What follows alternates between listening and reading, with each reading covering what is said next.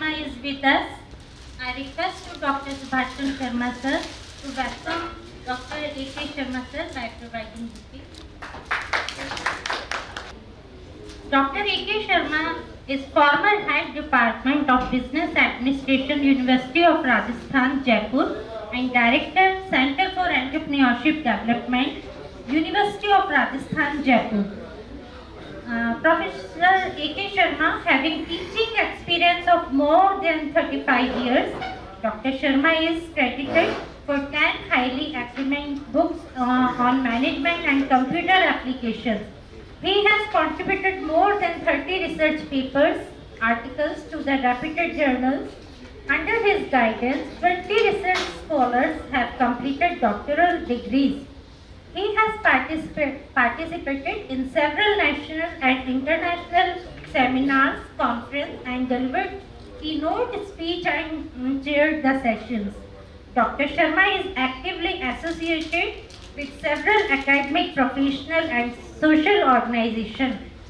I welcome again to Dr. Sharma sir and request to deliver their lecture. Thank you. RK Sansthan has initiated such type of programs for the civil society organizations. Nowadays, everywhere we are talking about entrepreneurship, women entrepreneurship, leadership qualities, innovations, startups or like that. और एक समय जब 1942 में जैसे आज़ादी का आंदोलन था, अब वो सेंट्रल गवर्नमेंट के लेवल पे, स्टेट गवर्नमेंट के लेवल पे एक तरह से मूवमेंट ऑफ एंटरप्रेन्योरशिप चल रहा है। और आपको मालूम होगा आप सब लोगों को कि सेंट्रल गवर्नमेंट ने अपने लेवल पे एक नई मिनिस्ट्री क्रिएट कर दी है to promote the entrepreneurship, and the name of the ministry is ministry of skill development and entrepreneurship. एक पूरी कंप्लीट सेंट्रल मिनिस्ट्री जिसका काम है एंटरप्रेन्योरशिप को डेवलप करना।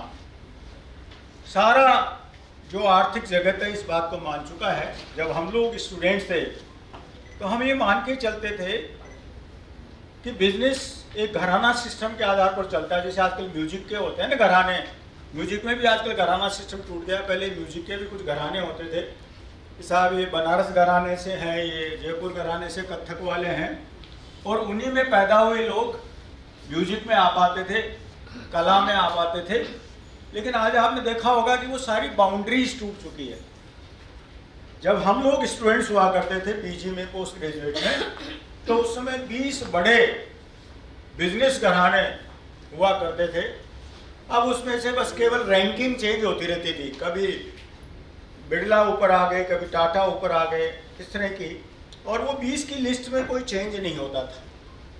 लेकिन अभी आपने देखा होगा कि एलपीजी एरा के बाद 1991 के बाद सारा सीन चेंज हो गया है, और इंडिविजुअल एंटरप्रेन्योर्स के द्वारा बनाई गई कंपनियों ने इन पुराने 20 बड़े घरानों की कंपनियों को पीछे कर दिया है।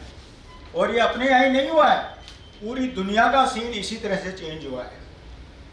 आज हम जो कुछ बातें करेंगे वो इसी संदर्भ में करेंगे कि लीडरशिप क्वालिटीज़ डेवलप करके हम कैसे एंटरप्रेन्योरशिप का एनवायरनमेंट डेवलप कर सकते हैं। और जो दूसरी अपनी फोकस होगी वो होगी वुमेन एंटरप्रेन्योरशिप, कि एक हमारा जो आधा पॉपुलेशन का हिस्सा है वो क्यों नहीं एंटरप्रेन्योरशिप में आगे आ रहा है। आपको मालूम होगा अभी इंडिया में जितने भी यूनिकॉर्न्स हैं, और यूनिकॉर्न का मतलब होता है कि जिसकी $1 बिलियन कैपिटल हो, तो उन यूनिकॉर्न्स का केवल 15% ही वीमेन के पास है। तो इसका मतलब इस शेयरिंग को क्यों नहीं बढ़ाया जाए। जब पॉपुलेशन आपकी 50% के आसपास है, आधी पॉपुलेशन वीमेन की है, तो इस रेशियो को क्यों नहीं बढ़ाया जाए। और इसी के लिए बहुत सारे प्रोग्राम्स में वुमेन एंटरप्रेन्योरशिप को एम्फेसाइज किया गया प्रमोट करने के लिए। हम कुछ बातें इसी कंटेक्स्ट में आज करेंगे।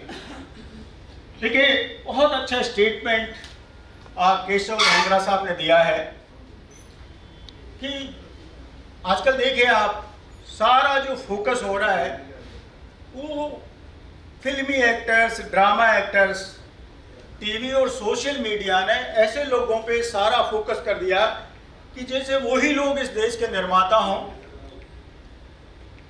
आपको बहुत पुराना किस्सा याद होगा दिलीप कुमार और टाटा का,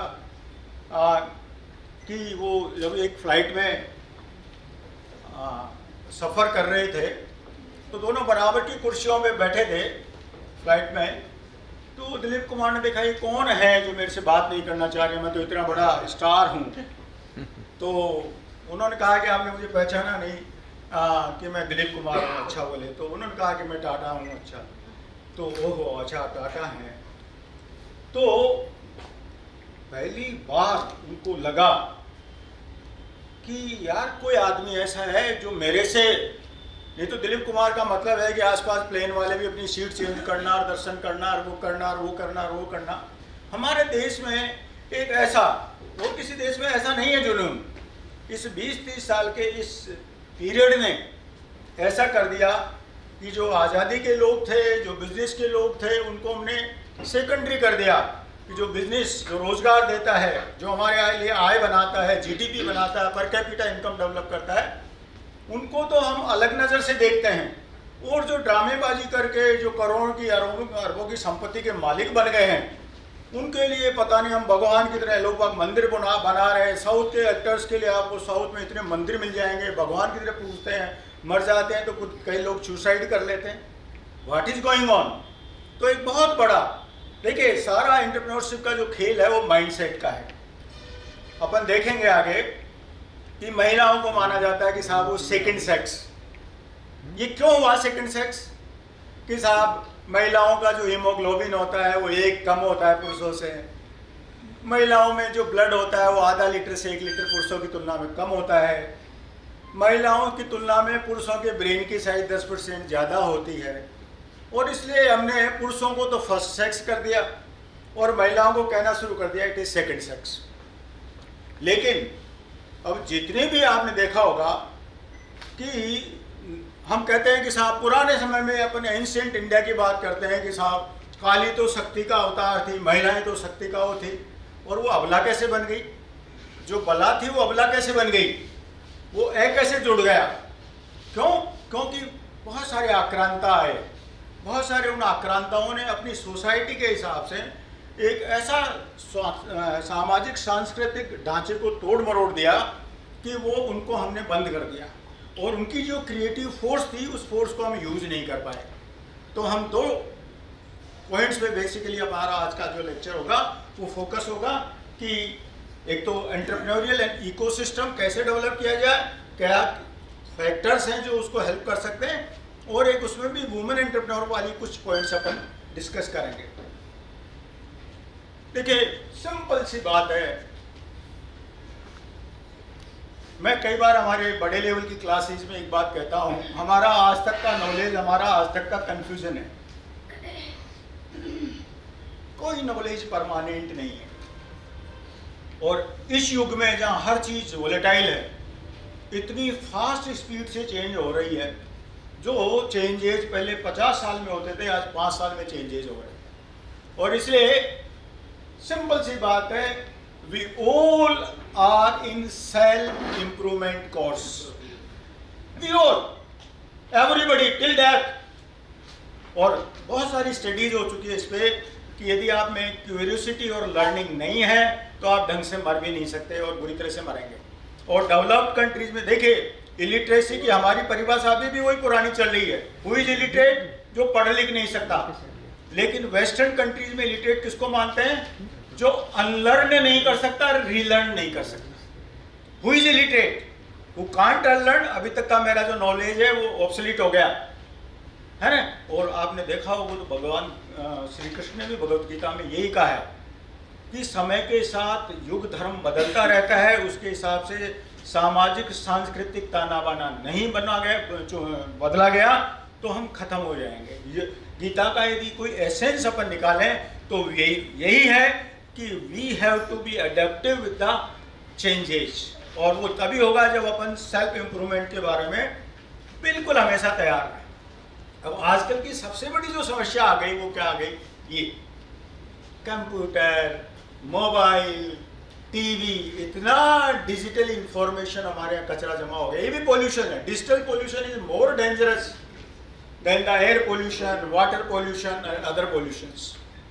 और इस डिजिटल पोल्यूशन ने क्या किया, हर आदमी को अपने आप को एक भ्रम पैदा कर दिया कि मैं भी ज्ञानी हूँ, है ना। आपके पास इतनी व्हाट्सएप, फेसबुक के इतनी चीज़ें आ रही है। देखिए, information should not be confused with knowledge. Information और नॉलेज में फर्क है ना।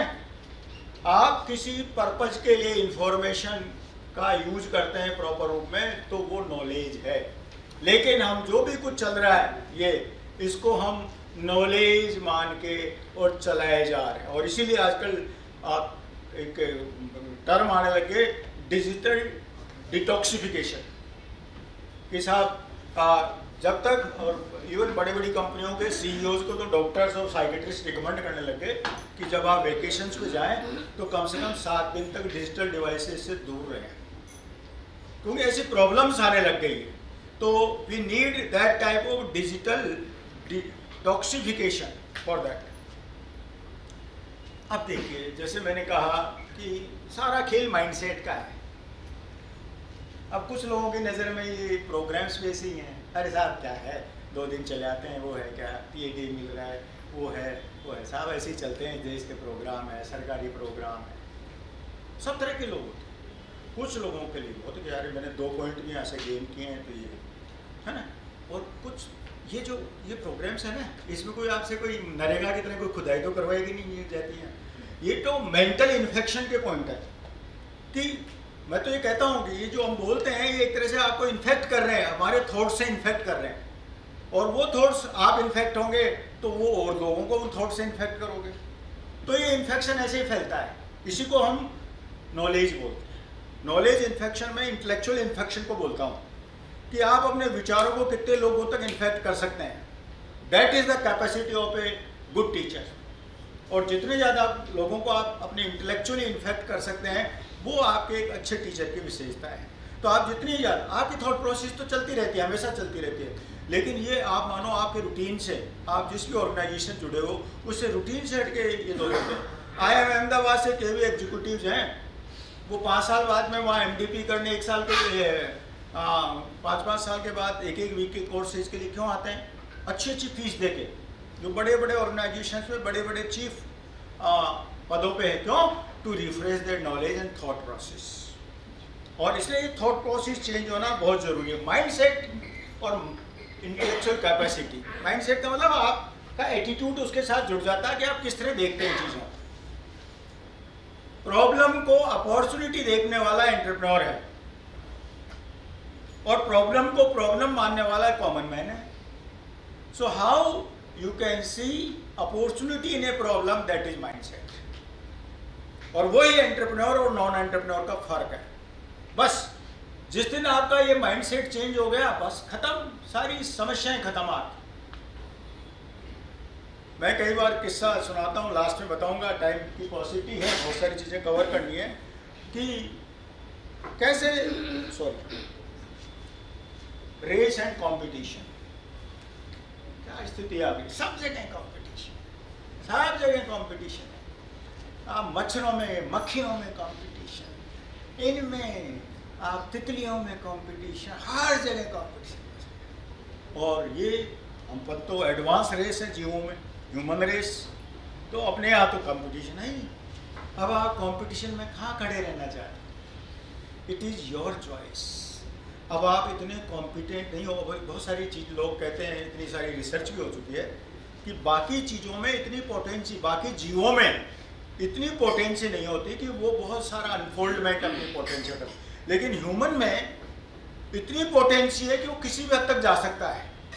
इसलिए उसके विकास की कोई सीमा नहीं है ना। इसलिए हम ये लीडरशिप, एंटरप्रेन्योरशिप, इनोवेशंस, इनकी बात करते हैं। देखिए, अभी मैं आप में से कुछ लोगों को, एक्सेप्शंस को छोड़ दें, वो X जनरेशन और Y जनरेशन वाले हैं, बाकी मेरे ख्याल में मेजोरिटी Z जनरेशन वालों की है, जो 1995 के बाद पैदा हुए। हमारे देश की अभी जनगणना जो 2011 वाली थी, उसमें एक साहब 65% से ज़्यादा लोग 35 साल से कम उम्र के हैं। मतलब India is a young country और वो अब दुनिया में, पूरी दुनिया में यंगेस्ट कंट्री। सारा कुछ, सब कुछ, क्या प्रोड्यूस करना है, क्या मार्केट करना है, सब कुछ, सारी कंपनियों का फोकस इस यंग जनरेशन पे, किस चीज़ की इंडस्ट्री डालनी है, कौन से सर्विस सेक्टर में आना है, वो क्या चाहते हैं। ये यंग जनरेशन, ये जो है ना, 95 से लेकर अभी 22 आ गए, 27 साल का जो इस ब्रैकेट में है ना, वो अब हालांकि उसको हमने 95 से 2010 तक ही माना है। फिर 2010 के बाद वाली एज ग्रुप को हम अल्फा कहते हैं, अल्फा एज ग्रुप। तो वो इन्फेंट वाले जॉनसन एंड जॉनसन कंपनियों वगैरह का जो फोकस होता है वो उस अल्फा एज ग्रुप पे होता है। वो जो प्रोडक्ट बनाती है, अपनी सर्विस सिस्टम बनाती है, उसको देखते हुए बनाती है। तो वाई जनरेशन उससे पहले थी, जो 80 से 95 के बीच में पैदा हुए। उससे पहले एक्स जनरेशन थी, हम लोग एक्स जनरेशन वाले, उनका सोच अलग था, उनके कंजप्शन का पैटर्न अलग था। वाई जनरेशन वालों का पैटर्न अलग था, है ना। तो वो आपकी जनरेशन टू जनरेशन आपका पैटर्न चेंज होता है लिविंग का, उसी के हिसाब से आपका कंजप्शन का पैटर्न चेंज होता है।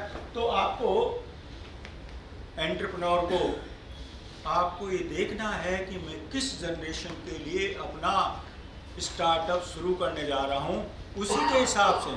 आप जेड जनरेशन के लिए तो आपने लोन लिया है और प्रोडक्ट बना रहे हो, वाई जनरेशन के लिए कोई मतलब नहीं, फेल होना निश्चित है। कहते नहीं साहब, अधिकांश स्टार्टअप 10 साल के तक तो जिंदा ही नहीं रह पाते। क्यों? This mismatch.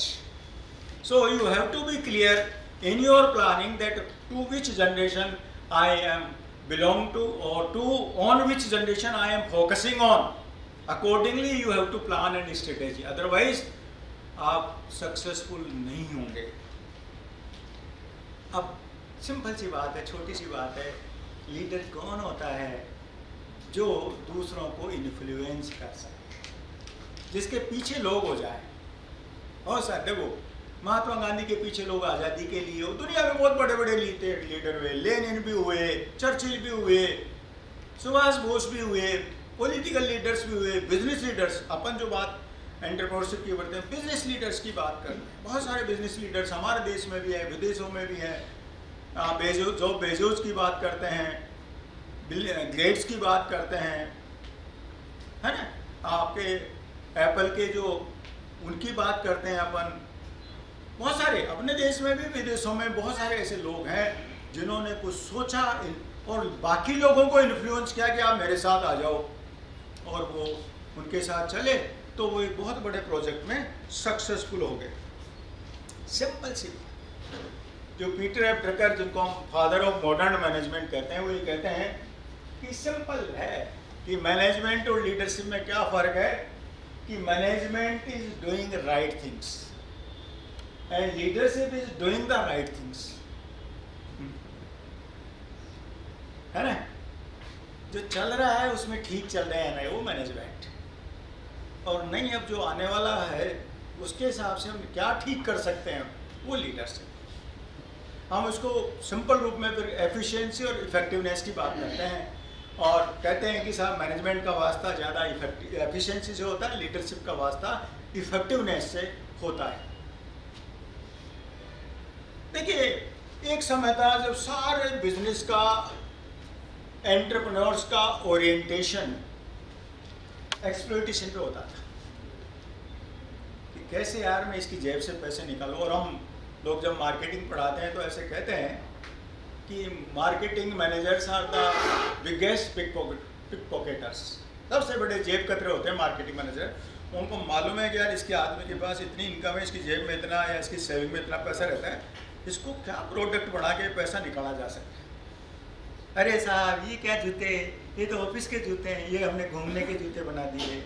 अरे साहब ये साबुन, ये तो साहब ये तो जनरल साबुन। हम जब पढ़ते थे तो दो ही साबुन आते थे, सनलाइट और लाइफ बॉय। उस लाइफ बॉय से कपड़े भी धुलते थे, नहाते भी थे, भैंसों को भी नहला देते थे। एक ही साबुन होता है। और अब आप देखो साहब, हर चीज़ के अलग अलग एज ग्रुप के लिए है, ये इन बच्चों का साबुन। अब थोड़े दिनों में क्या डिफ्रेंशिएशन होगा, ये अक्टूबर का साबुन, ये नवंबर का साबुन, फिर डे वाइज आ जाएंगे, ये मंडे का साबुन, ये ट्यूसडे का साबुन, फिर ये आ जाएगा ये सब ऑफिस जाने से पहले नहाने का साबुन, ये पार्टी में जाने से पहले का ना, ये चलेगा। आप यदि डिफरेंशिएशन नहीं कर पाओगे तो how you will be able to sell your product. और इसी को मार्केटिंग मैनेजर की चतुराई बोलते हैं। जेंडर के आधार पर, उनके white collar, blue collar jobs के आधार पर, पोजीशंस के आधार पर, आप देखो कार होना एक सिंबल होता था और अब कितनी तरह की कार है। जब मैं 90 में पहली बार यूरोप गया तो दो तीन कारें घरों में देखे, अरे साहब ये तो शहर के अंदर के लिए, ये जो कहीं आउटिंग के तो क्या दो तीन कारें। अब यहाँ भी वही स्थिति हो गई। तो आपको जाना उधर ही है, कंपनियों को प्रोडक्ट बेचे। और उन्होंने वो एलपीजी का फॉर्मूला भी तभी दिया था कि उन मल्टीनेशनल कंपनियों ने देखा अब यूरोप और अमेरिका में तो प्रोडक्ट नहीं बिकेंगे, अपने सबके घरों में सब कुछ भर दी, कितनी तरह के रेफ्रिजरेटर, टीवी, कारें, सब जो बढ़ना था अब इससे ज़्यादा नहीं बेच पाएंगे। तो जब तक एशियन मार्केट्स नहीं खुलेंगे तो वो भी लोग हैं, जो चाहोगे जितना बिकता जाएगा यहाँ, कितना ही बनाओ आप। तो वो उन्होंने एलपीजी एरा चालू किया और अपने यहाँ मार्केट खोल दिया। और आज आप देखो क्या स्थिति हो गई। सारी Japanese companies, American companies, European companies, Asian countries के कस्टमर्स पे बेस्ड चल रही है। तो एक्सप्लोरेशन, कहाँ अपॉर्चुनिटीज है उसको एक्सप्लोर करो। मेरा ये मार्केट सैचुरेट हो गया तो where we can sell our product, that is known as exploration. अभी एक सिंपल सी बात कहना चाह रहा हूं मैं यहाँ कि हम जानते तो बहुत थोड़ा सा है, लेकिन सबसे, ये कोई बड़ी बात नहीं है, सबके साथ है इस एरा में तो कम से कम। लेकिन हम क्या नहीं जानते, कितना नहीं जानते, ये नहीं जानते हम प्रॉपर्ली, है ना। और जिस दिन इतना जान जाएंगे कि अभी मैं कुछ नहीं जानता, उसी दिन आपकी सीखने की प्रक्रिया शुरू हो जाएगी। रोकता कौन है इसमें? आपका अहंकार, आपका ईगो। अरे साहब I am the professor of business administration, और जैसे ही वो प्रोफेसर मेरे आगे आया मैं जीरो बन गया बिजनेस एडमिनिस्ट्रेशन। जब तक मैं अपने आप को स्टूडेंट ऑफ बिजनेस एडमिनिस्ट्रेशन नहीं मानूंगा तो फिर मेरी सीखने की प्रक्रिया, मेरी क्यूरियोसिटी खत्म हो जाएगी।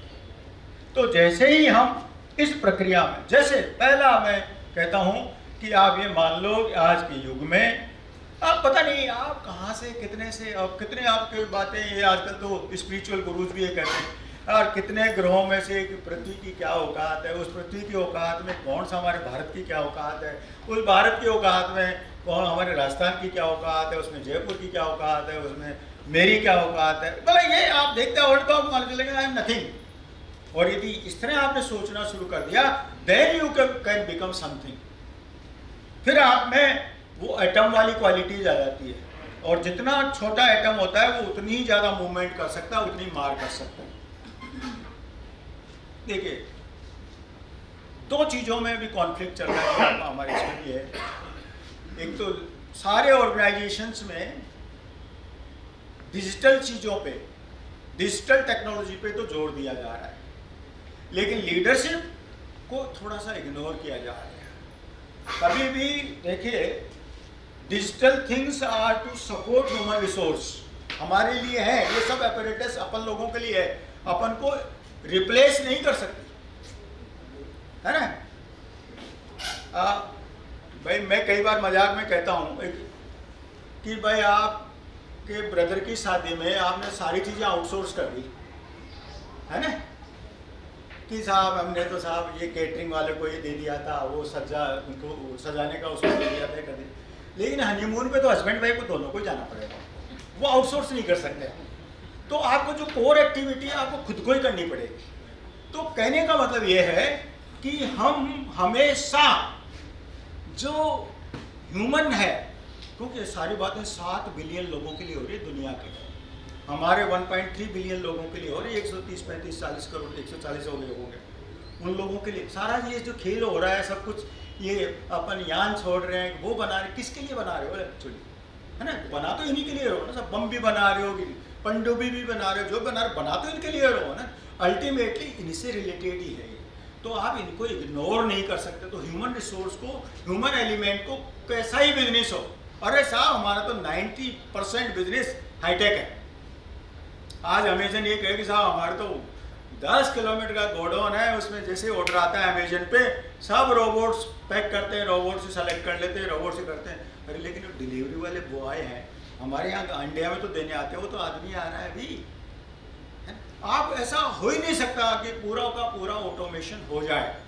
तो हमेशा ह्यूमन लीडरशिप को इग्नोर नहीं कर सकते। बेसिक क्वालिटीज ऑफ लीडर की जो सब आप जानते होंगे, पढ़ा होगा, केवल मैं आपको रिफ्रेश करने के लिए ये सब आप कहीं के रूप में जानते हैं कि सत्यनिष्ठ होना चाहिए।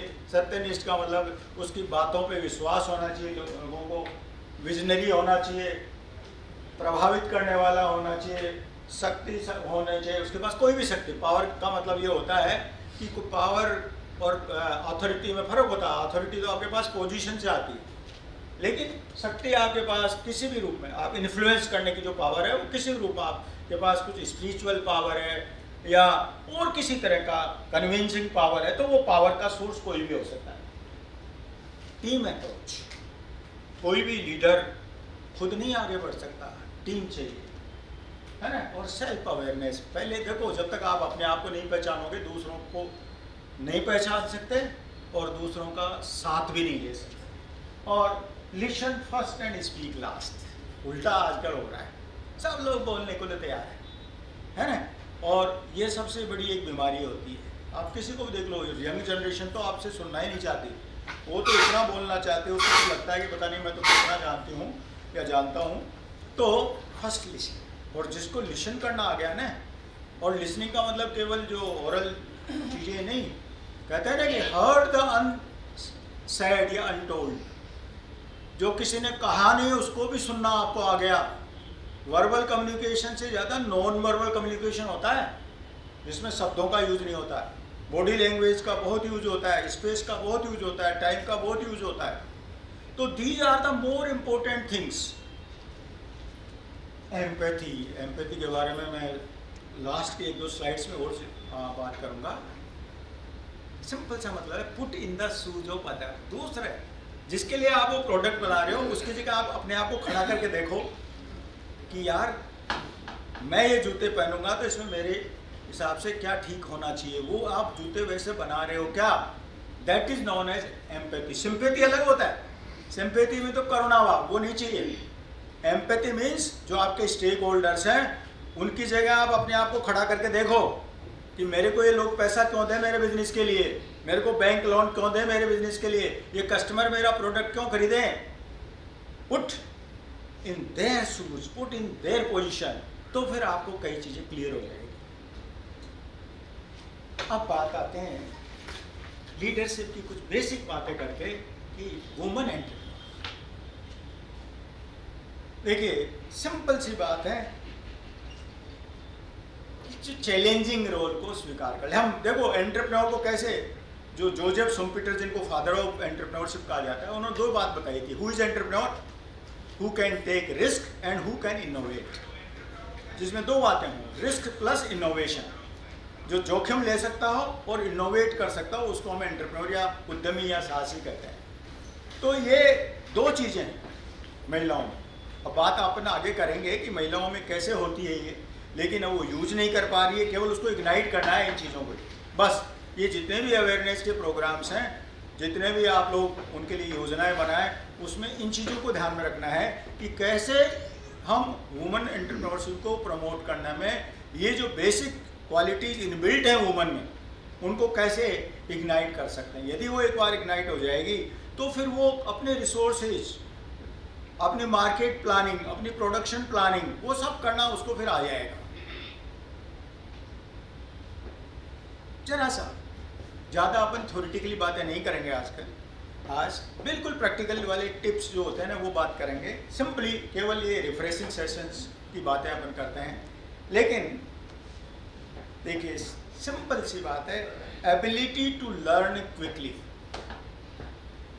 स्लो लर्नर्स के आज के ज़माने में कोई वैल्यू नहीं है, और एंटरप्रेन्योर तो आप बन ही नहीं सकते।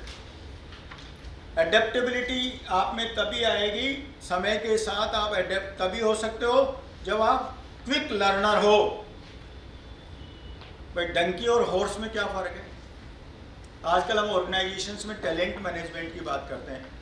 कि साहब टैलेंटेड लोग तो रुकते नहीं और बिना टैलेंट वाले जाते नहीं, है ना, वो तो जाते ही नहीं। गधे, donkeys are not living the organisation, horses are very difficult to retain them. ये टैलेंट मैनेजमेंट की ऑर्गेनाइजेशन, प्राइवेट सेक्टर में क्या हो रहा है कि जो भी ठीक ठाक है उनको तो ये कंपनी ने फिर 5-10 लाख के पैकेज के बाद दूसरी कंपनी ले लेती, वो ले लेती, और जो किसी काबिल नहीं है वो आपकी कंपनी में रह जाते हैं, तो वो तो डूबनी है फिर आपकी कंपनी। तो आपके सामने ये बहुत बड़ा चैलेंज है, और इसलिए हमेशा इस बात को देखो, और इसलिए कहा जाता है कि एंट्री लेवल पे you have to keep in mind, एक मशीन खराब आ गई तो आप उसको साइड में डाल सकते हो, एक आदमी खराब आ गया तो उसको साइड में नहीं डाल सकते, वो लिविंग ऑर्गेनिज्म है। और इसीलिए कंपनियां आजकल बहुत सारा ध्यान देती है इस चीज़ों को, एंटरप्रेन्योर को इस बात पे बहुत बड़ा ध्यान देता है। 2 तरह के रिसोर्सेज होते हैं किसी भी ऑर्गेनाइजेशन में, ह्यूमन रिसोर्स और नॉन ह्यूमन रिसोर्स। तो ह्यूमन रिसोर्स इस वाली चीज़ पे बहुत ध्यान है। Open style of problem solving, हम अब नॉर्मली क्या करते हैं, जितने भी हमारे मैनेजमेंट के एक्सपर्ट वो यही बात करते हैं कि हम उसी माइंडसेट से प्रॉब्लम को सोल्व करने की कोशिश करते हैं जिस माइंडसेट से प्रॉब्लम हमने क्रिएट की है। We need different type of mindset to solve the problems. देखिए, सारा खेल परसेप्शन और एंगल्स का है। आपके लिए कोई प्रॉब्लम है, दूसरे के लिए सॉल्यूशन है। आपको बारिश से, यहाँ जयपुर में लोग आप बारिश से परेशान हो जाते हैं, बेचारे किसान देखते रहते हैं बारिश हो, है ना। तो ये सब सिचुएशनल, कंटेक्सचुअल, परसेप्चुअल समस्याएं होती हैं। कोई प्रोडक्ट आपके लिए अच्छा नहीं हो, लेकिन हो सकता है वो रूरल पॉपुलेशन के लिए बहुत अच्छा हो, है ना। कोई प्रोडक्ट किसी पर्टिकुलर कंट्री के लिए अच्छा नहीं हो। बहुत सारी ऐसी कार कंपनियां थी जो यूरोप में फेल हो गई थी, वो उनका कारें, उनकी गाड़ियां यहाँ हिंदुस्तान में बिक गई। तो हमेशा ये चीज़ें आप में होनी चाहिए, और यदि आप में नहीं है तो फिर आप सक्सेसफुल एंटरप्रेन्योर नहीं है। बहुत सारे लोग कितनी बार फेल हुए, कितनी बार फेल हुए, प्रोडक्ट चेंज किए, एंड देन दे सक्सीडेड। ये इसको ओपन करो। 1-2 बार, अच्छा 2 साल बाद, 1 साल बाद में कोई सॉल्यूशन था ही नहीं, अब 1 साल बाद में तो यार आ गया सॉल्यूशन नया, तो अपनाओ ना उसको। आप कभी मार्केट में गए, आपका एक्सीडेंट हो गया, अब आपका फादर बस रोज यही कहता रहा, आप गया ही क्यों था मार्केट, गया ही क्यों था तू मार्केट, गया ही क्यों था। अरे गया, एक्सीडेंट हो गया, अब उसका आगे की तो सोचो भाई, इसको एक्सीडेंट को कैसे ठीक करना है, मार्केट नहीं जाएगा क्या। तो हमेशा क्या है, आपने ये चीज़ बढ़ाई ही क्यों थी, आपने ये चीज़ बढ़ाए, बैंक आपको उदाहरण देता है, आप इस प्रोडक्ट बिजनेस में गए, अरे गया, मैंने ट्राई किया, फेल हुआ। भाई अमेरिका और हमारे में यहाँ क्यों है, छोटे एंटरप्रेन्योर्स स्टार्टअप में क्यों नहीं आ पाते हैं, वहाँ एंजल इन्वेस्टर्स होते हैं अमेरिका में। आपने कोई आइडिया दिया, वो आपको पैसा देने, उनकी इतनी सेविंग है उन लोगों के पास, वो आपको पैसा दे देते हैं बिना किसी ब्याज पे या 1-2% ब्याज। आप फेल हो गए, कोई बात नहीं, फिर आपके पास दूसरा आइडिया आया, आप उसके पास चले जाओ, दूसरे एंजल इन्वेस्टर के पास चले जाओ, तो वो तो खुश होगा यार आप ट्राई कर रहे हो। और अपने यहाँ एक बार यदि असफल हो गए, या तो वो सुसाइड कर लेगा, पहले तो परिवार बड़े पीछे लग जाएंगे, आता नौकरी की तैयारी कर ले, वो कर ले, नहीं किया, बाबू भी बढ़ जाता तो ठीक था, पेंशन भी आती है आराम से, तो वो उसके पीछे लग जाते हैं। फिर बाकी जो संस्थाएं जिनसे जुड़ा हो वो पीछे लग जाएंगी, तो और फिर वो खुद ही निगेटिव होता जाता है। तो that type of scenario, that type of ecosystem is not there. तो उसमें तो आपको ज़्यादा स्ट्रॉन्ग होना है। जैसे मैंने कहा, रिस्क लेना नहीं आएगा तो आप एंटरप्रेन्योर बनने की सोच ही नहीं सकते। और दूसरा, आप तो खुद तो मोटिवेटेड रहें, लेकिन दूसरों को भी मोटिवेट कर सकते हैं, है ना। तो उस समय भी वो फायर, वो एनर्जी लेवल बनाए रख सकें। आप देखो, कुछ लोग ऐसे हैं जो आपके पास आते हैं, वो आपकी एनर्जी सक कर लेते हैं, खींच लेते हैं, खुद तो उदास रहते हैं, आपको उदास बना देंगे। ऐसे पीते हैं जैसे कोई कोल्ड ड्रिंक पी लियो, आपकी एनर्जी को पी जाते हैं। तो आप ऐसे लोगों से दूर रहो। कुछ लोग ऐसे होते हैं कि यार जिनके पास आते ही आपका एनर्जी लेवल बढ़ता है ना। ऑप्टिमिस्ट और पेसिमिस्ट की बात होती है ना, तो वो मोटिवेशनल, अभी आजकल जितने भी यूट्यूब पर ये जो भी मोटिवेशनल गुरुज हैं, इसमें 80% तो बकवास वाली बातें करते हैं, और इन्होंने स्ट्रेस पैदा किया है यूथ में। मैं तो कह रहा हूँ ये आज जो भी यूथ में स्ट्रेस पैदा किया हुआ है इन so called below average motivational speakers के द्वारा पैदा किया है, जो सिस्टम को समझते ही नहीं है। ऐसा मोटिवेशन किसका हो, फोकस बी एनर्जेटिक हो, ऐसा करके तनाव में ला देते हैं उनको। अरे भाई क्या फोकस करेगा वो, उसको बेचारे को आराम से हमारे इस देश के सिस्टम के हिसाब से, यहाँ का एक स्लो सिस्टम है उसके हिसाब से चलने दो, उसको प्रयास करने दो। वो देखता है यार मेरे को तो 6 महीने में तो पता नहीं कहाँ जाना था, वो ऐसे हवाई उसके किले बना के उसको ऐसा चढ़ा देते हैं, वो देखता है मैं तो बिल्कुल भी ऐसा बोलूँ क्या, और फिर वो सारा एक सिस्टम। मोटिवेशन जो है वो आप खुद और दूसरों का, आपकी टीम मेंबर्स का बनाए रखें पॉजिटिव रूप में, क्योंकि high motivation leads to high performance. Simple direct correlation है बिटवीन परफॉर्मेंस एंड मोटिवेशन। और जैसे आपको जीतना में ग्रेस होनी चाहिए, वैसे हारने में भी ग्रेसफुल होना चाहिए। यदि आप जीतने में बावड़े हो जाते हैं, एक साल की टर्नओवर बहुत बढ़ गया प्रॉफिटेबल, तो उसमें बावड़े हो जाते हैं आप, है ना, पता नहीं क्या कर लिया, और एक साल आपका टर्नओवर नीचे आ गया हुआ तो आप बिल्कुल बहुत डाउन हो जाते हैं। बहुत सिचुएशंस आप हमेशा, इसीलिए हमारे बहुत पुरानी सारी बातें कही गई है। देखो जो गीता में जो कहा गया ना, आखिर में जो अर्जुन कन्विंस हुआ ना, वो श्री कृष्ण के एक सेंटेंस से ही हुआ। वो अर्जुन जिसके पीछे पांडव सेना लड़ने को तैयार हुई थी, और जैसे ही कौरव सेना सामने आई और वो देख के उनको डर गया और बुक डाउन हो गया, और कहा कि आप मुझे कहाँ ले आए, मैं तो इनसे नहीं लड़ सकता, मेरे गुरु हैं, मेरे दादा हैं, मेरे ये हैं, मेरे ये हैं, ये है। तो उसने कहा ये कुछ नहीं, बकवास बच बंद कर, खड़ा हो। वो बैठ गया था, डील डाउन हो गया था, मुँह से लाल टपकने लग गई थी, गांडी छूट गया था, है कुछ मतलब उसका जैसे पूरा दम निकल गया हो। तो उसने कहा कुछ नहीं, ये युद्ध न तू लड़ रहा है, ये मैं लड़वा रहा हूँ, उधर भी मैं हूँ, इधर भी मैं हूँ, है ना। हारेगा तो मैं हारूंगा, जीतूंगा तो मैं जीतूंगा, जीतेगा तो तेरे को मिलेगा, हारेगा तो तू कहीं नहीं जाएगा, चिंता मत करिए, मेरा है, सारी मेरी माया है। और फिर अपना विराट स्वरूप दिखाए, है ना, तेरी औकात नहीं है, तू कर मैं जो कह रहा हूँ, कह। और फिर उसने कहा ठीक है यार। तो ऐसे आप यार ऊपर वाला है ना, अपने सारी चीज़ें, अपने को बहुत सारी चीज़ों का ठेका अपने थोड़ी ले रखा है। आपका पर्पस ठीक है, और आप धर्म का मतलब वही पॉजिटिव एटीट्यूड, है ना। धर्म का मतलब ये जो अपन आजकल जो पढ़ते हैं अखबारों में, ये नहीं है। धर्म का मतलब वही आप ऑप्टिमिस्टिक और पॉजिटिव एटीट्यूड है, तो बस फिर आपको ज़्यादा डरने की जरूरत नहीं है। आप कुछ चीज़ें ऐसी होती हैं जो बाकी एक्सटर्नल फोर्सेस के आप उनके ऊपर भी छोड़ो, सब कुछ चीज़ें आप कंट्रोल नहीं कर सकते। देखिए केवल जो MSME है, micro small and medium enterprises, उसमें महिलाओं की भागीदारी 20% के आसपास कम है।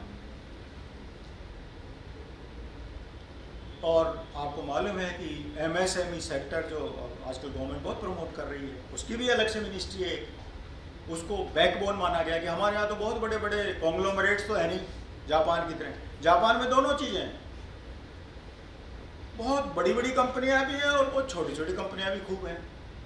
तो जापान में दोनों चीज़ें हैं, ऐसी ऐसी बड़ी बड़ी कंपनियां हैं जिसमें 10-10 लाख लोग हैं जुड़े हुए उनसे, और छोटी छोटी कंपनियां भी हैं।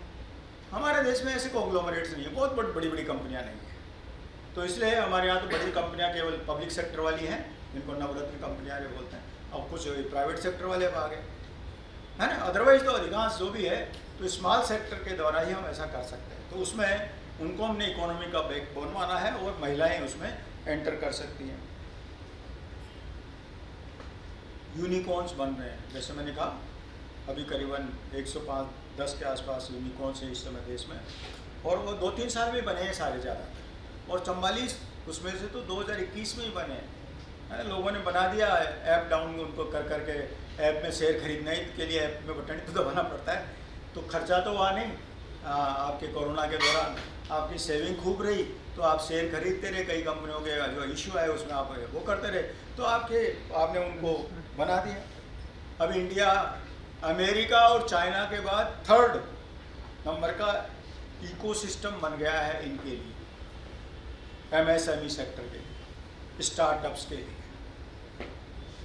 और जैसे मैंने कहा आपको सबसे बड़ी लेकिन दुविधा एक ही है कि महिलाएं जो है वो उनके पास केवल 15% ओनरशिप ही है इनकी, जो यूनिकॉर्न्स की। ये कुछ स्कीम्स हैं ministry of skill development and entrepreneurship की, इसमें एक संकल्प है skill acquisition and knowledge awareness for livelihood promotion, और एक सस्टेनेबिलिटी है। दो चीज़ें, संकल्प और सस्टेनेबल। मैंने बहुत ज़्यादा टेक्निकल चीज़ें नहीं बनाई हैं, बहुत सारी स्कीम्स हैं, राजस्थान गवर्नमेंट की खूब हैं, सेंट्रल गवर्नमेंट की भी खूब हैं, वो सब आपको वेबसाइट पे मिल जाएगी। वो अपना स्कीम्स डिस्कस करना यहाँ पर्पस नहीं था। सस्टेनेबिलिटी आपको मालूम होगा कि पहले MDP हुआ करते थे, MDG, मिलेनियम डेवलपमेंट गोल्स, अब है सस्टेनेबिलिटी डेवलपमेंट गोल्स। तो सारे अब जो बिजनेस चलेंगे इन SDG के अनुसार चलेंगे, और उस SDG में बेसिकली ये चीज़ें सब आती हैं, और उसके हिसाब से कि वो जो भी कपड़े भी होंगे तो पोल्यूशन, एयर को ख़राब करने वाले नहीं हो, वो फूड भी हो तो ऐसा हो, ग्रीन फूड हो, वो हो, पावर्टी, हंगर, इन सब से रिलेटेड बहुत सारी चीज़ें। आपको देखो बेसिक चीज़ें, आप जब अपन कहते थे अपने आप को अविकसित, तब अपने को अच्छा भोजन मिलता था, अच्छी हवा मिलती थी, अच्छा पानी मिलता था। जिन गांव वालों को अपन अपने से बैकवर्ड मानते हैं, मैं तो आज भी कहता हूँ ये कि आप जब तक ये अप्रोच चेंज नहीं करोगे, आज भी गांव वाले आपसे ज़्यादा अच्छा जीवन जी रहे हैं। आप वहाँ बिना बात उनको पोल्यूशन दे रहे हो, आप बिना बात उनको पानी की लाइन डाल रहे हो, आप बेसिकली उनके सोर्सेज लोकल रूप में उनको चार्ज करने के सिस्टम में डेवलप कर दो, उधर नहीं है। जब मैं बच्चा था मेरे गांव में 20 लोकल इंडस्ट्रियाँ थी, कपड़ा भी बनता था, वो तेल भी निकलता था, जूतियाँ भी बनती थी, सब कुछ होता था, सब खत्म हो गई। बड़ी बड़ी इंडस्ट्रियाँ दूसरी हो गई। पहले तो हमने जो लोकल हर गांव विलेज अपने आप में इंडिपेंडेंट इकाई हुआ करता था, सब खत्म कर लिया अपन इंडस्ट्रियलाइजेशन के नाम पे, इकोनॉमिक डेवलपमेंट के नाम पे, और अब वापस आ रहे हैं कि साहब और साहब वैसा ही माहौल बनाए थे। अब बहुत दिक्कत है, क्योंकि अब अर्बनाइजेशन, माइग्रेशन इतना हो गया कि अब इसको शहरों में रोकना, क्योंकि आपने रिसोर्सेज वहाँ रहने ही नहीं दिए। ये कुछ नाम जो आप सब जानते हैं, Ekta Kapoor, successful woman entrepreneur, पूरा देखिए, एक हम वर्ड यूज करते हैं डिसरप्शन। टीवी पे खूब सीरियल, खूब लोग बनाने, महिलाएं भी आई, पुरुष भी आए, लेकिन ऐसा चीज लाओ जो औरों से अलग। डिसरप्शन का मतलब जो चल रहा है उसको तोड़ो। मारुति के आने से पहले एम्बेसडर कार हुआ करती, मारुति ने डिसरप्शन किया, एम्बेसडर कार हिंदुस्तान मोटर्स बंद हो गई। छोटी कार, क्यों नहीं हर व्यक्ति के अप्रोच वाली एक लाइट कार होनी चाहिए। प्रोडक्ट ऐसा लाओ जो चल रहा है ना। सीरियल बनाए एकता कपूर ने ऐसे, जो इतने फेमस हुए कि वो सब कोई जो पुराने प्रोड्यूसर्स डायरेक्टर्स थे उनकी सबकी छुट्टी कर दी। अब थोड़ा सा डिफरेंट, उसको एक वर्ड हमेशा ध्यान रखो, डिसरप्शन डिसरप्शन डिसरप्शन। अरे साहब हमारे घर में तो चटनी बांट लेते हैं, रोटी खा लेते हैं। अरे क्यों यार, आप बनाओ ना नई चीज़ें आ गई, क्यों वो उसको पकड़ गए। मेरे दादाजी भी बहुत अच्छी यही सब्जी, आलू की सब्जी खाते थे, मैं भी आलू की, मेरे पिताजी भी खाते, आलू को छोड़ दो यार, वो चीज़ आ गई। तो उससे ब्रोकली नहीं हुआ करते थे, उनसे खाते थे मुश्किल से। तो मैं ये नहीं कह रहा हूँ कि कोई ब्रोकली अच्छी है, आलू में कोई क्रिटिसिज्म, मैं एक एग्जाम्पल दे रहा हूँ, है ना। आपके प्रेशर कुकर नहीं हुआ करते थे, LPG सिस्टम नहीं हुआ करते थे, तो अब आप नहीं साहब में तो भैया चूल्हा कहाँ जलाओगे, आप कौन जलाने दें, पड़ोसी आ जाएगा कि यार ये क्या धुआं कर रहे हैं। अमेरिका में जो अपने इंडियंस रहते हैं वो गैस पे छोंकते हैं तो जरा सा वो विसल बज जाती है, पुलिस आ जाती है। आप वहाँ छोंक नहीं सकते, वो जैसे तेल की स्मेल बाहर जाएगी वो सायरन बज जाते हैं, उसको पोल्यूशन मानते हैं वो। अब इंडियन जो आओगे बिना छोंके तेल की सब्जी खाए बिना, वो मजा नहीं आता। ये छोंकने का सिस्टम तो अपने ही है। तेल कच्चा खाए जब तक तो ठीक है, जैसे आप उसको पका लेते हैं टेम्परेचर वो खराब हो जाता है। मैंने यूरोप में देखा लोग सलाद काटते हैं उसमें 1 चम्मच तेल डालते हैं कच्चे, उसको ड्रेसिंग बोलते हैं, वो खाते हैं। ये कहीं सब्जी बनाने का सिस्टम नहीं है, लेकिन अपनी परंपरा है साहब। नहीं चल छोंक कईयों को छोंक ज़्यादा, आप मेरा लिविंग स्टैंडर्ड ज़्यादा, मैं 2 चमचे तेल डालूँ, मेरे को जहाँ तो चटनी में इतना, मतलब एक कंपेरिजन। तो हम वो नहीं, ये इसको सीरियल बोलते हैं, सीरियल के बजाय पैरेलल। महिलाओं में एक बात होती है, कहते हैं हमारा जो लेफ्ट ब्रेन है ना, देखो ये लेफ्ट ब्रेन है, ये राइट ब्रेन, ये क्रिएटिविटी का ब्रेन है। एंटरप्रेन्योरशिप के लिए ये राइट ब्रेन चाहिए, है ना। ये पैरेलल सीरियल प्रोसेसर होता है, ये पैरेलल प्रोसेसर होता है। और महिलाओं का ये राइट ब्रेन ज़्यादा क्रिएटिव ज़्यादा होती है महिला। और अभी एक न्यूरोलॉजिकल रिसर्च भी हुई है कि जो ये हमारे 2 पार्ट होते हैं ना, लेफ्ट और राइट वाला ब्रेन, उसको जोड़ती है कैनाल, वो पुरुषों के बजाय महिलाओं में चौड़ी होती है। तो इसलिए वो ज़्यादा स्ट्रॉन्ग होती है, इसलिए वो बैलेंस होती है। एडवर्स सिचुएशन में भी वो अपना बैलेंस लूज नहीं करते पुरुषों की तुलना में। तो ये कुछ क्वालिटीज़ हैं, इन क्वालिटीज़ का यूज किया जा सकता है अपनी क्रिएटिविटी के लिए। जिस भी तरफ सोचें, कपड़ा बनाने का सोचें, जूते बनाने का सोचें, ये बना। मैं आगे एक बात और करूँगा और अभी बीच में ले आए कि ये नहीं कि मैं महिलाओं से संबंध, महिला हूँ तो महिलाओं से संबंध, लेकिन लिपस्टिक ही बनाओ, ये पाउडर ही बनाओ, ये क्यों भाई? आप ये क्यों? एक बहुत बड़ा ड्रॉबैक है अपने देश में कि महिलाओं की जो भी एंटरप्रेन्योरशिप की स्कीम्स हैं, स्किल डेवलपमेंट की, यहाँ पे बेलन बनाना सिखा देते हैं, रोटी चपाती बनाना सिखा देते हैं, ये मेकअप का सामान बनाना सिखा। अरे भाई पापड़ में बड़ी बना, अरे क्यों बनाएगा? ये जूते नहीं बना सकती क्या? ये स्टील नहीं बना सकती क्या? कल्पना सरोज कमानी ट्यूब्स की वो CEO, सबसे पहली महिला सक्सेसफुल महिला एंटरप्रेन्योर, जिसको पद्मश्री दिया गया। तो क्यों नहीं ऐसा हो सकता है? बायोकॉन की मजूमदार, जो किरण मजूमदार है, वो मेडिसिन फार्मास्यूटिकल कंपनी की मालिक है। तो हम केवल कन्फाइंड, जो मैं अभी बात कर रहा हूँ इनकी, ये किरण मजूमदार, आपने देखा होगा जो टीका है कोवैक्सीन, इन्हीं की बायोकॉन ने डेवलप किया है। तो क्यों नहीं, आप क्यों कन्फाइन कर देते हैं कि नहीं महिला है तो महिला से रिलेटेड प्रोडक्ट में उसको हमको लिमिट करते हैं? सक्सेसफुल एंटरप्रेन्योर्स होता है, दुनिया में नाम है, अपने देश की बात नहीं कर रहा हूँ। Vandana Luthra VLCC, fitness and beauty. महिलाओं में फिटनेस की कंसेप्ट ही नहीं थी। साड़ी ऐसी चीज़ है, आप पतली हो मोटी हो कुछ ज़्यादा फर्क मालूम नहीं चलता उसको। अब जैसे आप सलवार कुर्ते पहनते तो आपका साइज मालूम चल जाता है कि। तो वंदना लूथरा ने जैसे जैसे ऑफिस में, सरकारी नौकरियों में, दूसरे प्राइवेट सेक्टर में महिलाओं की नौकरी आने लगी, मार्केट पहचाना कि इनको फिटनेस की ज़रूरत है और VLCC क्लब्स खोले, बड़े बड़े सर।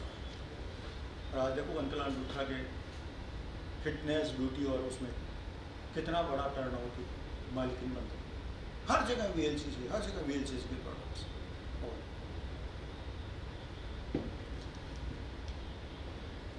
ये Shahnaz Husain beauty products, throughout the world सबसे ज़्यादा कॉस्टली ब्यूटी प्रोडक्ट्स दुनिया में है तो शहनाज हुसैन के हैं।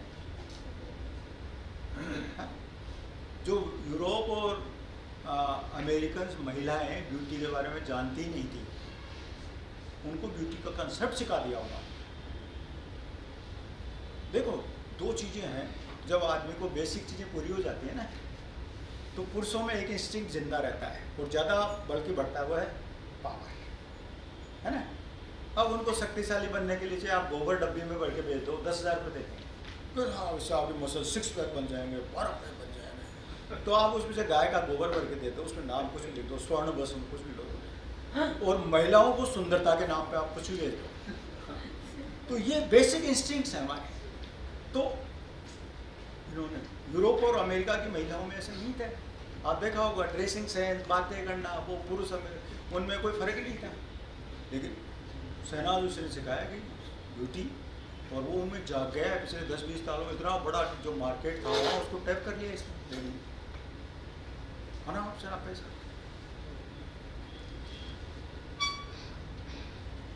ये कुछ समस्याएं जो भारत में वुमेन एंटरप्रेन्योर्स के साथ, सब जानते होंगे आप हैं कि साहब मेल डोमिनेंट सोसाइटी रही बहुत, अभी कुछ सालों तक नहीं, कई सालों तक। और कारण मैंने बताया, विदेशी आक्रांता मेरे सिस्टम भी ऐसा रहा, उसके कारण महिलाओं को ये था कि with in the boundary of the house of, उनको जो भी काम करने हैं, वो जो भी काम के बंटवारे वो इसी तरह से हुआ कि वो मेल का आउटसाइड और फीमेल का इनसाइड। लोन देने में भी, महिलाओं को लोन देने में भी बैंक और फाइनेंशियल इंस्टीट्यूशंस संकोच करते हैं। एक्सटर्नल फंड्स मिलना, मतलब आपके, अभी मैं कल ही कोई इंटरव्यू सुन रहा था पूजा वेदी का, कि भाई मैंने अपने हस्बैंड से जब डाइवोर्स लिया, हस्बैंड नहीं चाह रहा था, हस्बैंड ने कहा यार मैं तुम्हें डाइवोर्स दे दूंगा तो मेरी फाइनेंशियल पोजीशन अच्छी नहीं रहेगी, मैं तो तुम्हें छोड़ना नहीं चाहता, डाइवोर्स में तुम्हें इतना पैसा देना पड़ेगा, मैं फिर बिजनेस के लिए मेरे पास पैसा नहीं रहेगा। तो उसने कहा भाई नहीं, लेकिन मैं तुम्हारे साथ नहीं रहना चाहती, है ना। तो उसने मेरे को इस तरह समझाया कि देखो तुम बच्चों की माँ भी बन चुकी हो, अब तुम फिल्मों में वो पहले वाला समय नहीं है, तुम्हें कोई काम मिल जाएगा मैरिड वुमेन को, बच्चों की माँ को, है ना, और तुम्हें बड़ी दिक्कत आ गई, नई नई अच्छी अच्छी लड़कियाँ आ गई हीरोइन के रूप में। तो बोले कोई नहीं, देखती हूँ। और धीरे धीरे मैंने बोले पहले कॉलम लिखना शुरू किया, फिर कंटेस्ट की, फिर टॉक शो आयोजित किए, और फिर ये है कुछ मेरी मम्मी ने जब डेथ हुई तो कुछ पैसा वो छोड़ गई थी, वो था।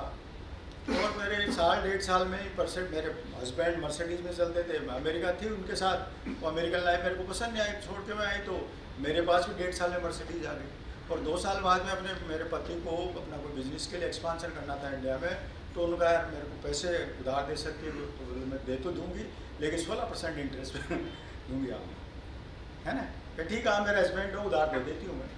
तो बोले बैंक वाले तो 10% में दे रहे हैं मेरे को, तो बोले बैंक वालों से ले लो, मैं तो 16% पे दूँगी। फिर मेरे 16% पे उन्होंने मेरे से पैसे उधार, है ना। और हम वो भी हैप्पीली जी रहे हैं। मैं इस चीज़ को प्रमोट नहीं कर रहा हूँ, मैं एक एग्जाम्पल दे रहा हूँ। अभी यदि आप अपना कोई कॉन्फिडेंस लूज नहीं कर रहे हैं तो आप ये मत समझो कि सारी दुनिया खत्म हो गई। आप जहाँ भी जिस सिचुएशन में, वहाँ से निकलने की कोशिश करो। बहुत कंफर्ट जोन में थे आप, अमेरिका में कंफर्ट जोन में मर्सिडीज में घूम रहे थे, सारा कुछ था, है, फिर क्या हुआ? देखो सारे जो इनोवेशन, सारी जो बातें हुई है, गूगल मैप्स कैसे बने आपको मालूम है क्या? गूगल के कौन है सीईओ हैं? सुंदर पिचई। कैलिफोर्निया में एक उनके मित्र ने इनवाइट किया डिनर के लिए, है ना। तो उन्होंने कहा कि भाई मैं तो डायरेक्ट ऑफिस से आ जाऊंगा, अपनी वाइफ को कहा कि यार तुम वहाँ पहुँच जाना, किसी फ्रेंड को आ रहा था उधर से, बोले इनके साथ तुम वहाँ पहुँच जाना। 8 बजे डिनर पे पहुँचने का था। अब वो क्या हुआ कि सुंदर पिचई खुद ही वहाँ कैलिफोर्निया में रास्ता भूल गए, और वो वहाँ उस फ्रेंड के घर 10 बजे पहुँचे। उससे उस समय तक देखो पश्चिम में टाइम का बहुत महत्वपूर्ण स्थान है। 10 बजे सब डिनर ख़त्म हो चुका था। तो सुंदर पिचई की वाइफ डिनर ले लो आ गए अपने, उसके साथ घर पे आ चुकी थी। और सुंदर पिचई जब देखा यार बड़ा दिक्कत हो गई, तो वहाँ से वो बिना डिनर के वापस घर पे पहुँचे। तो वाइफ तो लड़ने को तैयार बैठी थी, बंदी उनकी बिना लगाए। तो जैसे एंट्री की तो लड़ाई, दोनों ज़बरदस्त लड़ाई झगड़ा हुआ, तुमने मेरी इंसल्ट और करवा दी, तुम्हें नहीं आना था तो मैं भी नहीं जाती, और ये। और सुंदर पिचई को वहीं से जाना पड़ा, गूगल के ऑफिस में सोना पड़ा। और गूगल में उसी रात उन्होंने देखा कि जो भी अपने निकट ऑफिस थे, उनके ऑफिसर्स थे, उनकी टीम बनाई और 1-2 बजे मीटिंग की। यार जब कैलिफोर्निया जैसी एडवांस सिटी में मैं रास्ता भूल सकता हूँ, तो दुनिया में ऐसी ये प्रॉब्लम तो कितने लोगों को आ रही होगी। और उसने असाइनमेंट दे दिया कि आप लोगों को इस दुनिया में बड़े बड़े शहरों का ये मैप तैयार करना है। और गूगल मैप बन गया जिसका अपन सब लोग उसका यूज करते हैं। कोई भी प्रॉब्लम है उसको आप परेशान मत हो, उसका आप देखो कि यार इसका क्या समाधान हो सकता है, तो फिर आपका सोचने का तरीका ही बदल सकेगा। और नहीं फिर बस आप नेगेटिव उसको लेके, और अरे यार वो 10 महीने तक अपने दोस्तों से शेयर कर, बहुत बुरी बेइज्जती, ये हुआ, छुट्टियों पे चले जाओ। और या उस एनर्जी को आप क्रिएटिव रूप में आप यूज करें। So it's up to you. आप फैमिली मेम्बर्स का भी ध्यान रखना पड़ता है। ज़्यादा ऑब्लिगेशंस, मान लो आप मेल फीमेल कंपटीशन भी कहीं मेल में भी एक इंस्टिंक्ट होता है कि यार महिला या मेरी पत्नी मेरे से आगे नहीं निकल जाएगा, ये सब जगह होता है। एक है अभी चल रहा है, बहुत एक्सेप्शनल लोग ऐसे हैं जो प्रमोट भी करते हैं इसे। महिलाओं को अभी चूँकि बाहर नहीं निकली हैं तो रॉ मटेरियल्स वगैरह कहाँ से मिल सकते हैं, इसके बारे में थोड़ा सा कंपेरेटिवली कम लोग होता है। महिलाओं में अभी कंपेरेटिवली लिटरेसी की रेट भी कम है, और रिस्क टेकिंग एटीट्यूड भी कंपेरेटिवली, बिजनेस से बात करें तो उसका कम है। अब बात यह है कि देखो 2 तरह की थिंकिंग होती है, जो अभी मैं बात कर रहा था। ये मोस्टली हम कन्वर्जेंट थिंकिंग में फंसे रहते हैं। Most of the time we try to solve any problem with convergent thinking, narrow sense, narrow रूप में उसके सॉल्यूशंस ढूंढते रहते हैं। लेकिन no, every time we have to go by divergent thinking. और यदि आप ये डाइवर्जेंट थिंकिंग के देखो, आपने ब्रेन स्टॉर्मिंग सेशंस के नाम तो सुने होंगे। ब्रेन स्टॉर्मिंग में क्या करते हैं कि कोई प्रॉब्लम है तो जो आइडियाज आ रहे हैं आने दो, ये मत सोचो कि यार और ये आइडिया तो फिजिबल नहीं है, उसको हटा दो। उसको हम आइडिया अबॉर्शन बोलते हैं। आइडिया अबॉर्शन मत करो। हाँ, कई बार मैं अपने स्टूडेंट्स को पूछता था कि भाई आप घर से हैं, यहाँ कितनी तरह से आ सकते हैं, तो वो 4-5 चीज़ों पे आके रुक जाते थे। बस से, गाड़ी से, उससे उससे उससे उससे। फिर मैं कहता था सोचो, देर में भी 100 वेज। कोई रोप पे हो तो उससे भी आ सकते हो, आप पड़ोसी की पीठ पे बैठ के भी आ सकते हो, आप कैमल पे बैठ के भी आ सकते हो, आप कुत्ता पाल रखा है मोटा सा, उस पर बैठ, आप सोचो तो सही। फिर सोचना, ये सेकंड स्टेज का काम है, कौन सा फिजिबल या कौन सा नॉन फिजिबल है। जितना भी दुनिया में जो विकास हुआ है वो इसी तरह के आइडियाज से हुआ है, जो उस समय ऐसे लगता है कि यार ये कैसे फिजिबल है। पहली स्टेज पे आप फिजिबिलिटी मत सोचो, जितना सोच सको, जितनी तरह के तरीके सोच सको, जितना दुनिया में जो विकास हुआ है इस डाइवर्जेंट थिंकिंग के पीछे हुआ। आजकल हम एक ये टॉपिक बहुत पढ़ाते हैं मैनेजमेंट के स्टूडेंट्स को, डिज़ाइन थिंकिंग। और डिज़ाइन थिंकिंग का मतलब क्या है कि जो प्रोडक्ट बनाने की सोच रहे हो आप, है ना, उसमें वो एम्पैथी अप्रोच रखो, जो अभी अपन ने बात की थी कि मैं किनके लिए बना रहा हूँ ये चीज़। ये बूढ़ों के लिए, अब हमारे देश में जैसे सीनियर सिटीजन्स का एक बहुत बड़ा मार्केट क्रिएट होने वाला है ना, एक बहुत बड़ा अनटैप्ड मार्केट है सीनियर सिटीजन्स के लिए। बहुत कई तरह के प्रोडक्ट, उनके लाइफ असिस्टेंस टूल्स हैं, उनके डाइटिंग की चीज़ें हैं, उनके कपड़े हैं, है ना। अब जैसे बच्चों के डायपर्स ऐसे होते थे, अब सीनियर सिटीजन्स के डायपर्स का बहुत रोल आने वाला है, क्योंकि सीनियर सिटीजन्स की पॉपुलेशन भी बहुत बढ़ रही है। तो अब आप इसके बारे में सोच सकते हो क्या क्या चीज़ें हो सकती है। तो डिज़ाइन थिंकिंग, सोचो कि मैं, और सोचो किसके साथ, डिज़ाइन थिंकिंग को उसे कहेंगे एम्पैथी। एम्पैथी का मतलब पीपल बेस्ड, टेक्नोलॉजी बेस्ड नहीं। टेक्नोलॉजी का तो सारा लोग है, लेकिन किसके लिए, ultimately who shall use the product, कौन उसका उपभोक्ता है, उसको ध्यान में रखते हुए आप उसका सॉल्यूशन ढूंढो। ये जो मैं एम्पैथी की बात कर रहा था कि हम इस बिजनेस में या हम इस एंटरप्रेन्योरशिप के प्रोजेक्ट में क्यों हैं। आप महिला एंटरप्रेन्योर के रूप में जो आए हैं, तो वो या आना चाहते हैं, तो वो क्यों आना चाहते हैं, किस प्रॉब्लम को सोल्व करने हैं। आप इंश्योरेंस के बिजनेस में आना चाहते हैं, कि आप फाइनेंस के बिजनेस में आना चाहते हैं, कि आप कंसल्टेंसी के बिजनेस में आना चाहते हैं, आप टूरिज्म के बिजनेस, बहुत सारे एवेन्यूज हैं। सर्विस सेक्टर इतना बढ़ गया है, बहुत सारे एवेन्यूज हैं आपके पास। तो आप ये सोचो कि उसको टारगेट रखते हैं, why I am in this business, और उसको देखते हुए यदि सोचोगे तो फिर अच्छा सॉल्यूशन आप बना पाओगे। देखो, बात अपन कर रहे थे इनोवेशंस की। एंटरप्रेन्योरशिप का जो वास्ता है वो इनोवेशंस है, इन्वेंशन से नहीं है। इन्वेंशन तो पहली बार कोई चीज चिप खोजी गई, अब चिप का यूज हुआ, कंप्यूटर में भी हुआ, मोबाइल में भी हुआ, कई चीजें, है ना। पहिया खोजा गया, अब पहिया का कहाँ कहाँ यूज हो सकता है, वो innovation. Application of invention is innovation. Application of invention for business purpose is innovation.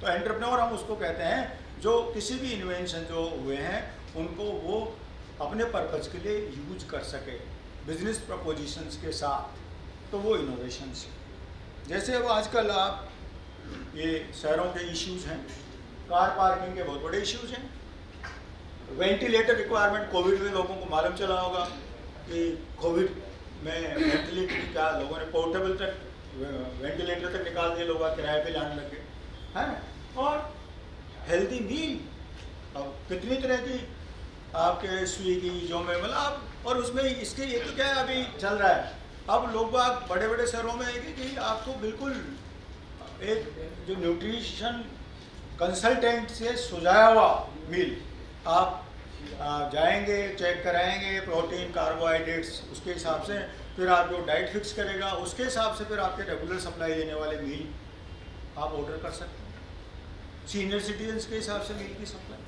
ये आने वाले डोमेन्स हैं जिसमें सारा खेल चलने वाला है।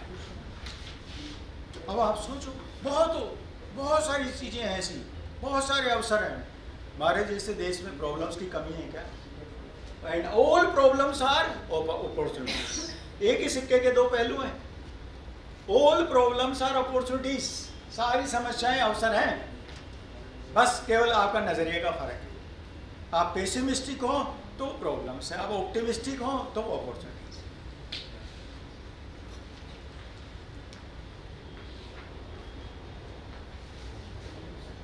देखिए, आप सब चीजों में तभी आगे बढ़ सकते हैं जब आपका खुद का अपनी स्व प्रतिष्ठा अच्छी हो।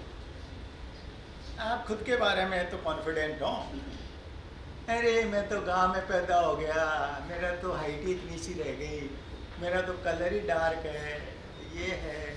आप क्या है कुछ मतलब कंपेयर कर करके अपने को हीन भावना में लेते जाते हैं, इन्फीरियरिटी कॉम्प्लेक्स पाते हैं। देखो, कॉम्प्लेक्स दोनों ही खराब है, सुपीरियरिटी कॉम्प्लेक्स भी खराब है, इन्फीरियरिटी कॉम्प्लेक्स भी खराब है।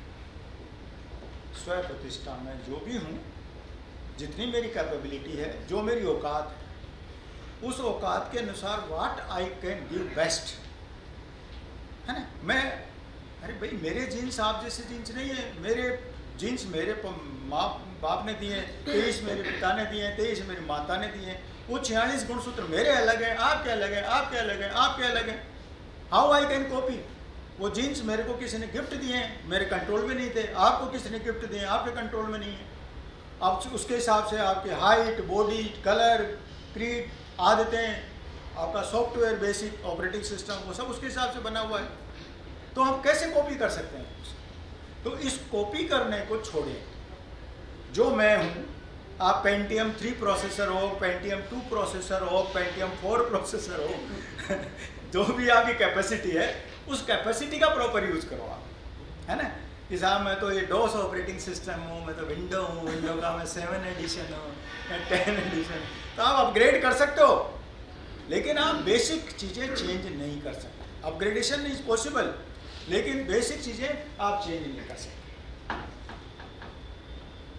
एक दो बातें मैं आजकल बताना चाहूँगा कि आजकल सब लोग सारी जनरेशन, विशेषकर यूथ, वो स्ट्रेस में आ गई है। आप 2 हार्मोन्स को ज़रूर पहचान लें, एक जो इनका रोल ज़्यादा है, एक डोपामाइन और एक सेरोटोनिन। डोपामाइन का रोल है मोटिवेशन और एनर्जी बनाए रखने के लिए, और बेसिकली ये हाइपोथैलेमस और आपकी एड्रेनलिन ग्लैंड जो किडनियों के ऊपर होती है, इससे इसका रिलेशन है। और ये क्या है, अपन सब लोग सिटिंग जॉब में आ गए, तो आप बिना बात ही घूमने निकल जाओ, कहीं दौड़ने चले जाओ, थोड़ा तो एक्टिव रखो अपने आप को, और थोड़ा सा मेंटली अपने आप को फ्रेश रखो। हाइपोथैलेमस जो है ना, ये डिजिटल पोल्यूशन, जो मैंने एक तीसरी या चौथी स्लाइड में बताया था, इतना अपन ने कचरा, डिजिटल कचरा भर लिया, तो वो हाइपोथैलेमस इतना अंडर प्रेशर आ गया, तो वो इम्बैलेंस हो गया डोपामाइन, और डोपामाइन कम हो गया, तो हमारा जोश कम आ गया। सबके देखो बुझे बुझे चेहरे, जैसे मैं सारी दुनिया को मैं ही चला रहा हूँ। अच्छा, जब आप देखो हमारी पुरानी जनरेशन, बेचारे जो किसान, हमारे फादर, 4 फादर्स, आपको देखोगे तो वो कितनी अनसर्टेनिटी में जीते थे, है ना। अपन ने सबने इंश्योरेंस की पॉलिसी भी ले रखी है, मेडिक्लेम भी ले रखा, वो भी कर रखा, सारे तनख्वाह भी फिक्स मिल रही है। किसान को आज भी, जैसे आज बरसात आ जाएगी तो आज तक की जो फसल है वो कल आज ही खत्म हो जाएगी उसकी, इतनी अनसर्टेनिटी में जीता है। लेकिन वो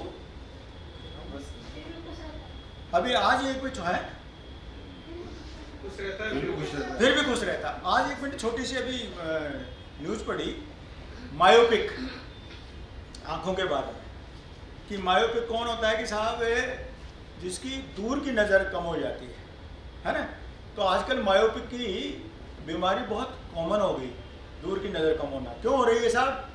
कि हम अंदर को सिमट गए, आकाश को देखना, पेड़ों को देखना, दूर देखना है तो खत्म ही हो गया ना सबका, है ना। तो दूर की नज़र, दूर दृष्टि वो दूर दृष्टि है तो दूर की नज़र सबकी खत्म हो गई। गांव में रहने वाला व्यक्ति बिना बात चाहे तो भी उसको दूर तक है ना, यहाँ तो दिखता ही नहीं है। इधर तो मल्टी स्टोरी आ गई, इधर मल्टी स्टोरी आ गई, और चलो चलो सनसेट देख के आते हैं, तो कहीं जाते हैं 200-400 किलोमीटर। अरे वहाँ तो गांव में तो दोनों बार सनराइज सनसेट सब देख है ना।